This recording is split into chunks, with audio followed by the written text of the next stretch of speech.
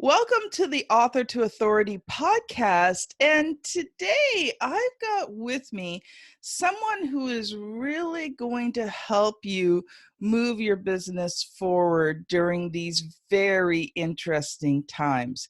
So I'd love to welcome Dee Boswell-Buck to the show. Hi, Kim. Thanks for having me. You're welcome. And Dee is a digital marketing strategist, and she owns her own company called Boswell-Buck Creative. And today we're going to be talking about how to use social media during these trying times to actually put yourself forward.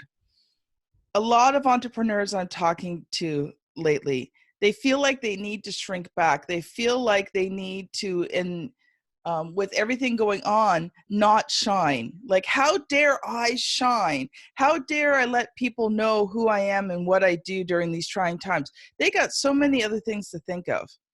Well, my philosophy is very different. How dare you not shine during these times? You have something that a specific group of people need, and they desperately need it. You have something that makes a huge difference in their lives. So how dare you hold back during these times? You're not forcing people to buy stuff from you. You're presenting opportunities and letting those who can take advantage of it come. People are saying, entrepreneurs are saying, well, there's no money for anything. Nobody's spending money. Well, that's not true. People are spending money. I can guarantee you that online shopping has gone through the roof as stores are now closing. People are still buying stuff. So that is a reality. And people still need what you have. And Dee, I want to give you a quick note here because we are also videoing in this as well. So Dee is a mom, and there may be some interruptions during this podcast because now all the children are at home. Yes. So Dee, if it happens, it's okay. We are a mom-friendly podcast. Thank you so much. Understand the complications of now working from home with all your children at home as well. So if something happens, we're good with it. Thank you so much. I guess you saw my eyes darting over. Yeah. I had that same look. It was like, don't you dare come in here. Like, yeah. Good to know. You know what? We all need to adjust during these times. Yes, absolutely. And I think that there is, and this is totally off topic, but we'll get to it. But I think this is really important right now. Moms who are entrepreneurs sometimes feel embarrassed about the fact that they have to take care of the kids. And you shouldn't. Being a mom is probably one of the most underrated but greatest things that you do in your life, because you get to shape some of the next generation. And if the kids interfere with what's going on with your business and people can't handle that, that's their problem. That's not your problem. You are doing everything you can to continue to build your business during these trying times and be a support to many, including coming on this podcast. So I want to congratulate you, Dee, and I want to congratulate you other moms too who may be listening. Absolutely. You know what? Thanks so much. Don't be embarrassed about being a mom entrepreneur, because you are doing a great job. And if I may add to that real quick, many of us are entrepreneurs. Many women are entrepreneurs because they want to be able to have a lifestyle where they're able to spend more time with their children. Mm-hmm. And well, we've been served up this opportunity.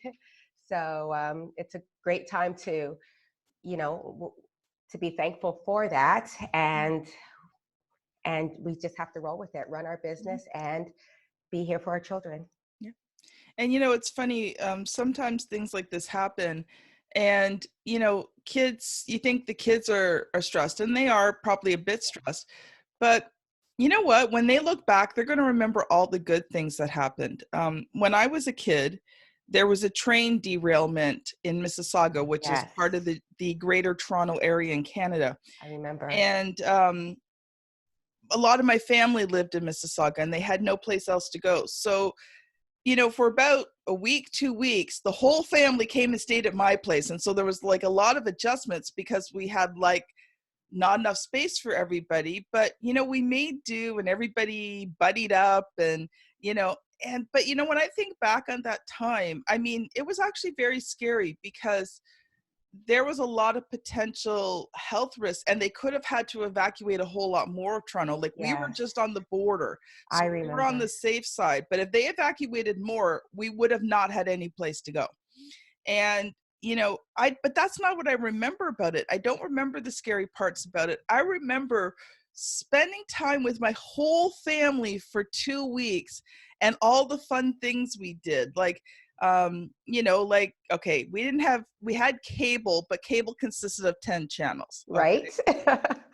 But I still remember, my aunt brought the popcorn makers. So we'd make up these big bowls of popcorn, and we'd all pile on the couch on the floor and watch TV together. And we played board games, and we went shopping together, and we had meals together, and we talked to each other. I was just a kid, but that was such a fun time for me, Yeah, just to spend time, such a massive amount of time with my family. And that's what the kids will remember. If you make this a good time for them, do fun things with them. Yeah, there's still going to have to be schoolwork. Sorry, kids, but you know what? Just because school is not there doesn't mean you stop learning. right. But if you make this a fun time, that's what they're going to remember about this year. They're not going to remember the scariness of what happened to the world. They're going to remember that they spent lots of time with mom and dad, and they got creative, and they did fun things. And, like stringing the house up and making it a big maze, or taking the table and making a fort, and having a sleep out in the fort, right? Yeah. Like, there's so many fun things that you can do. So anyway, that's just to encourage you moms and dads out there that your kids will survive. And if you make it fun for them, that's what they will remember. They won't remember the scariness. The moment they announced the school closures, I went straight to the supermarket while everybody, I was in a bit of a panic, but honestly, I went straight to the snack aisle and I was like, we're going to be watching movies at home now. So I bought popcorn to be popped. I bought the kernels. I bought some chips. We'll eat them in moderation, but it was Yes. like, how can we make this a fun time and try to do some of the things we usually do, but at home? Mm-hmm. Yeah. Awesome. All right. So now let's actually get to the podcast today. So Dee, why don't you um, introduce yourself and share a bit of your story with us? Okay, so my company is called Boswell-Buck Creative, and what I do is I empower business owners to connect with their ideal client in the online space. So what I do is I help business owners understand and use the online platforms such as social media. Um, I help them to use online ads, and also I do things to take where I audit their website to make sure that the right message is getting across. So when someone does visit their website, they know that they've reached the right place. Mm-hmm. Awesome. And also tell us a little bit about your personal story. How did this come to be? And Okay, well, my business, I've been all in my business for almost 2 years now. So a little history, I had my daughter at the age of 41. And, while I was really happy, I thought to myself, ooh, there's like no great time, like no best time to start your own business, because I mean, 41, retirement's kind of around the corner. Then we're going to have to prepare for school. So I went back to school, and while I was working at my job, I became certified in digital marketing. And after 26 years of working my 9 to 5, I put in my resignation and I started my business in 2018. wonderful. Wonderful. Awesome. Well, I know you've come prepared today to share about how we as entrepreneurs can use social media during these times. So I'm going to let you loose to do some teaching and training. and then I'll probably come back with a few questions for you. Awesome. Great. Okay. So let's face it, right now, everybody is online. Mhm. Everyone is at home. We're homeschooling our children, or maybe if you have a if you have a 9 to 5, you're told that you have to work at home. So right now, everyone is at home, Mhm. and while it is a tough time, it, we should take a look at how can we leverage our business at this time in the online space. So I think that this is a really great time for business owners to take a look at their customer avatar again. And if you haven't really been focusing on reaching out to your ideal client using social media, using ads, or your website, then this is the best time to do it. So take a look at your customer avatar and all of the demographics. And this is a time where you can do some research. Do some research on what platforms are they on. They may not be on the platforms that you're most comfortable on. So take a look at what platforms are they on. For instance, if you happen to be a business owner and your product and service is great for other business owners, then that would be B2B. And you might want to start taking a look more at LinkedIn instead of Facebook. Or if you are on Facebook, which is B2C, or even you can still reach other businesses on Facebook, but maybe it's time to invest in ads on Facebook. And by doing that, with everyone being online, I mean, other businesses are online as well. So this is time for you to stand out, but you want to make sure that you're using your calories well. So if Mhm. you invest in an ad use on social media, for instance, Facebook, I'll use that as an example. Well, for maybe $20, maybe $30 over 7 days, you can reach your ideal client by creating an audience that describes who your ideal client is, and only your audience sees that ad. And then that way it brings more traffic either back to your Facebook page. I always suggest that you want to bring your traffic back to your website. Mm. Another thing that you want to do is you want to take this time to audit your overall presence. So not only are you going to do some research on where your ideal client is hanging out, and by the way, they can be hanging out on several platforms, but what you want to do is maybe take a look at, for instance, Google My Business. If you are using Google My Business, this is a great time to update it. Google always likes it when we are always paying attention to our Google My Business Mm. account. So what you want to do is get into the habit of adding content once per week. And it could just be light and easy where you are just copying and pasting a post that you shared on your LinkedIn account or a post that you shared on Instagram, copy and pasting 1 to 2 posts per week.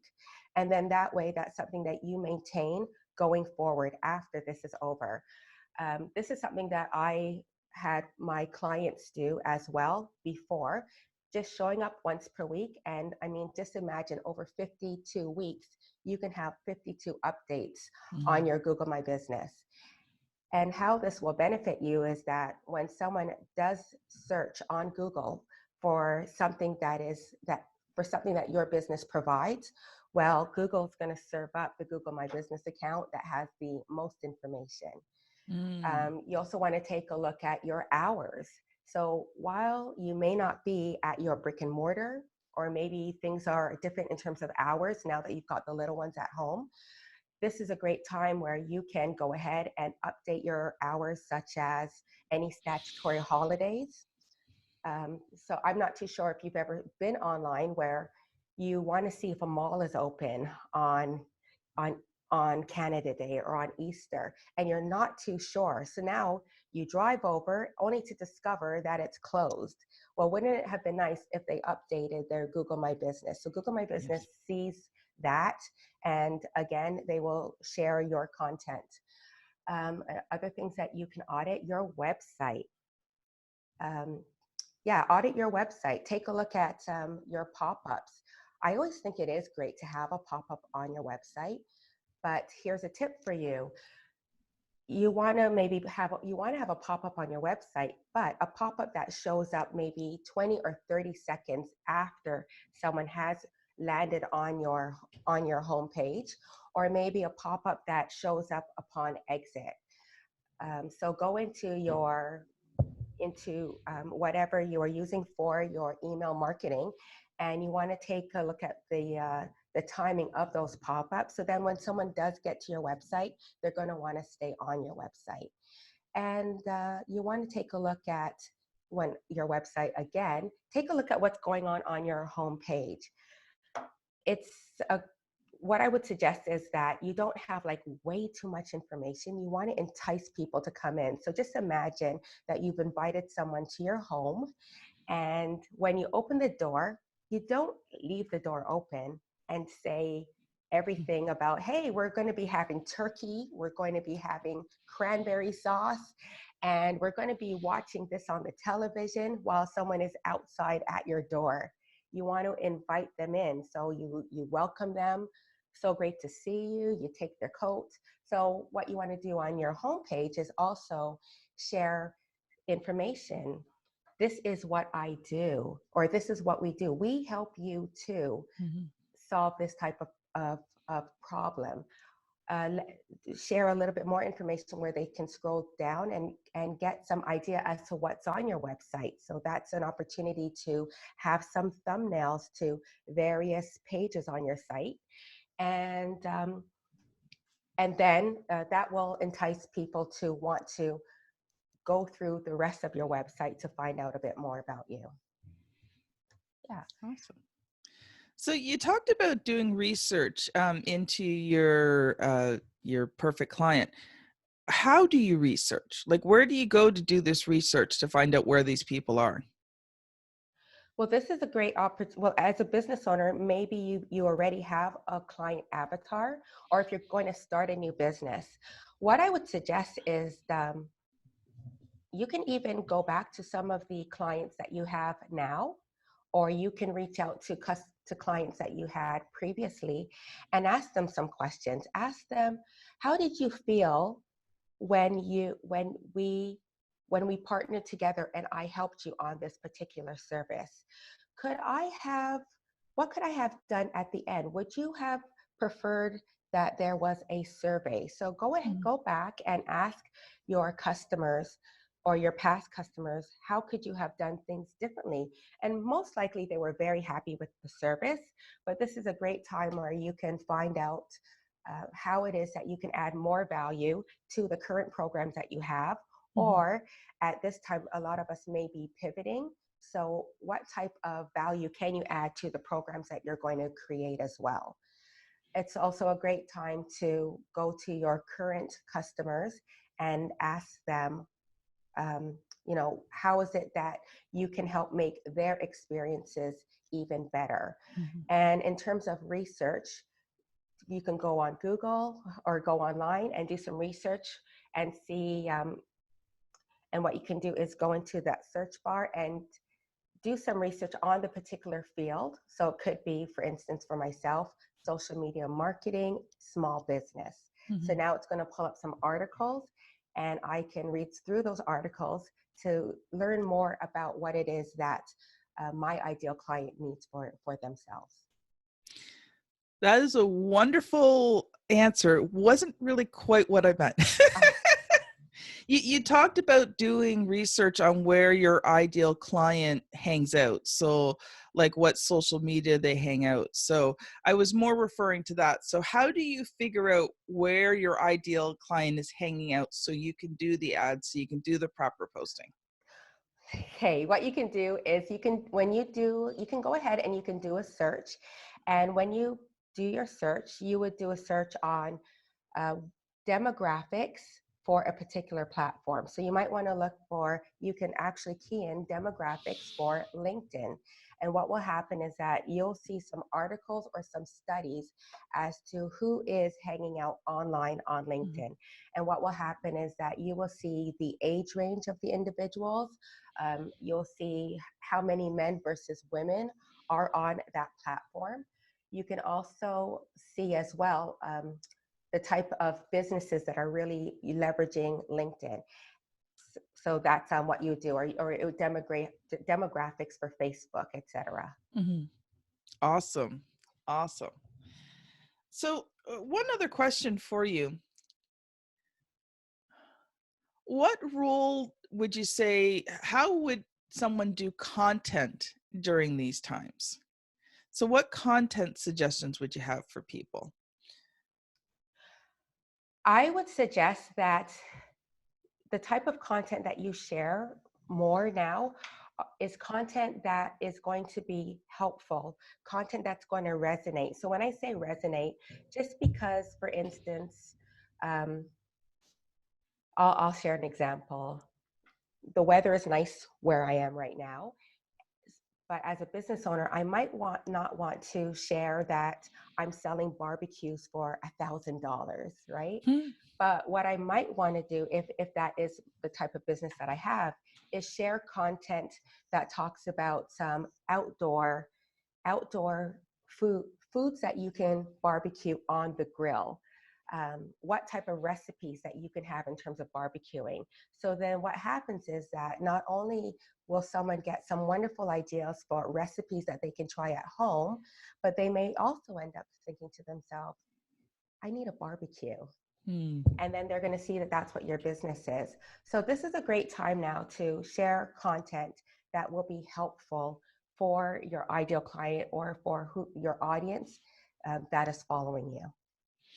As you were saying that, I was thinking as well, you could even, like if you're selling barbecues, you could do a post on, got your kids at home? Let's do a at home camping adventure. And here are some great barbecue recipes, camping barbecue recipes or something Yes, like that, right? yes, So yeah. So you can, so yeah, it's not a matter of about directly selling right now. It's about providing a whole ton of value and knowing who your ideal client is and what they need, and then just speaking to that. yes. And this is you want to show up. And sharing tips is probably the easiest thing that you can do in terms of sharing content, because it's so close to home as it's so close to home in terms of what it is that you do. And also it would be an easy thing for you to do as well. If you know your business the best, you know the best how people can use your product and services. So it's a great time for you. It's an easy thing for you to share tips. Something else I was thinking of as well, and maybe you can speak to this because I'm not exactly sure, but when you get, like, in terms of engagement, so if you're posting on Facebook, would you recommend even posting some lighthearted stuff? Because when people interact with your stuff, then when you post other things, they're more likely to see it. Absolutely. One of my clients, she has a pet sitting dog walking company. And some of the content that we are sharing are funny dog videos. So not only is she sharing that, hey, I walk dogs, but we're sharing some fun videos with pets Mhm. running around. Or there was a video shared the other day where the dog, well, the dog had a very high pitched human voice, and it got a lot of interaction. So Facebook loves video. All of the platforms, they love video. So sharing video, sharing Mhm. fun video that kind of ties in with your business, but not really. Um, that's something that will be pushed through the algorithms for you. Yeah. Yeah, Like something I do in my Author to Authority Facebook group. So, if you're an entrepreneur and you want to find out about becoming an authority, you can join my Author to Authority group on Facebook. So that's what it's called. Just search it out. But every day I post puns and funny wordplay. And everybody loves it because I find some really good, unique stuff. But it was just amazing the other day. So we were stocking up on a few things, and my husband normally takes muffins to work, and I had run out of some of the things that I use to make muffins. So we had bought some muffins for him, and I thought, you know what, I'm going to stock up on some extra muffins and I'm going to freeze them. Well, I have a vacuum oh, I sealer. saw that. I have a vacuum sealer. So I thought, you know what, I bet it would keep the muffins fresher if I vacuum sealed it. So anyway, my husband's like, this is not going to work. It's just like going to shrink down to nothing, right? And I'm like, no, no, no, we got to What does try he this. know? So anyway, we did it. We vacuum sealed the muffin, and it shrunk down to like this. It was quite hilarious. So I actually posted that on Facebook. So I took a picture of the regular muffin, and then I took the picture of this like scrunched up muffin. And you know what? It got a lot of engagement, and everybody's like, oh, okay, well, I guess we're not doing that now. I have to say, I learned something that day. I mean, it made me laugh, but I thought to myself, ah, duly noted. Not a good thing to try. So, you know what? Like during these times, it's okay to still make things fun. You know, like there you have your more serious posts, you have your teaching and training posts, but you know what? Make sure to include some fun posts in there. The fun posts get you engagement, and then people see other things that you post. So, you know, that's the thing with Facebook is you've got to remember specifically, well, with all of them, but specifically with Facebook is that, you know, if people aren't engaging with your stuff, then, you know, the likelihood of them seeing what you're posting decreases.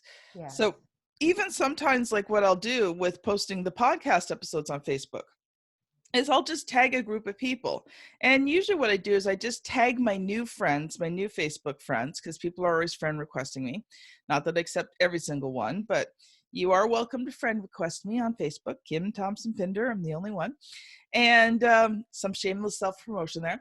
And you know, what I do is when I post the episodes, I'll tag all my new friends in it and say, hey, do you know I have a podcast? You know, love some feedback from you, right? So it's just a way to get that initial engagement going. And so every once in a while, I don't do it all the time, okay? Like the podcast posts, I tag new people in, but I do tag people from time to time, not all the time because that just gets spammy, but every once in a while something's important, so I'll tag a group of people. And I don't tag up to the 99 or whatever that Facebook's allows. I'll tag about 20 to 30 because, you know, if you're doing this constantly, eventually you end up in Facebook jail. Uh, been there, done that, Oh, don't want to be there again. I still don't even know why I got in jail the first time. They still haven't told me. glad you're out.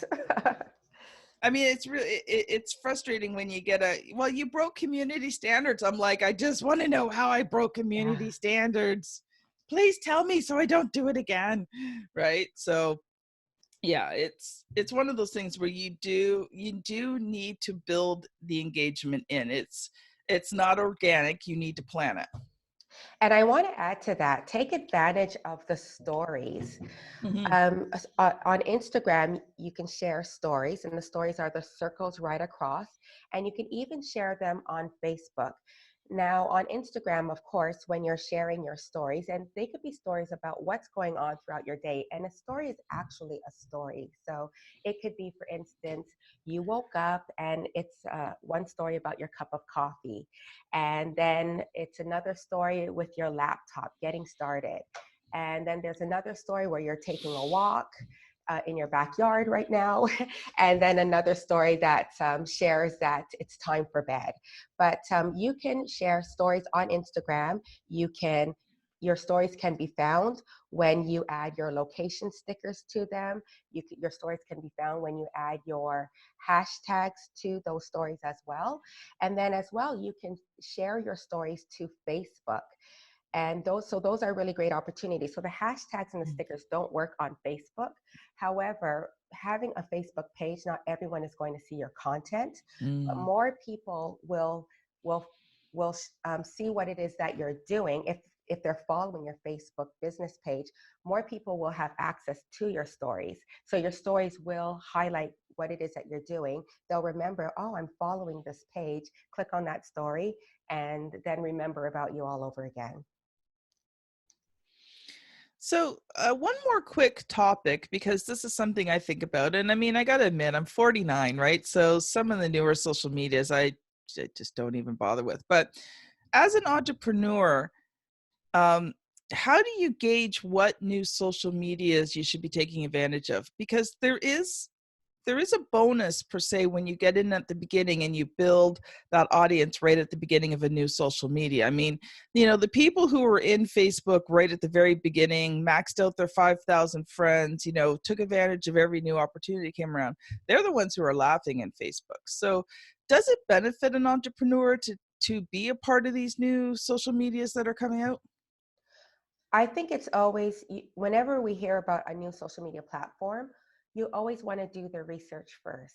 It doesn't mean that it's going to be for your target audience though, but you should always be aware. So do the research and follow what is happening with it, but just don't go through FOMO, okay? So you don't have to go through fear of missing out. Always do your research, because what you want to do is you want to put your energy where your target audience is. So I'm going to use a platform as an example, TikTok. When it first came out, I was like, yeah, I'm not doing this. My daughter, she has her little TikTok account. It is closed, by the way, but she does some fun videos. But I paid attention to TikTok, and I am seeing now that more business owners are using it. So now I am studying, how are businesses using TikTok, and how is it that I can leverage it for my business? So that's an example of being aware of the new social media trends, doing your study of it, even though you may see children or teenagers using it.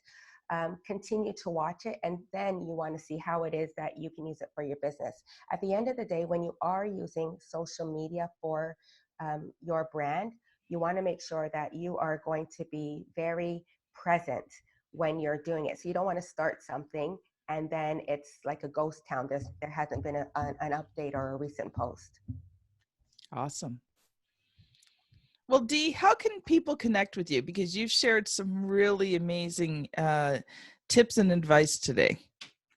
Awesome. So my website is www.dboswellbuck.com.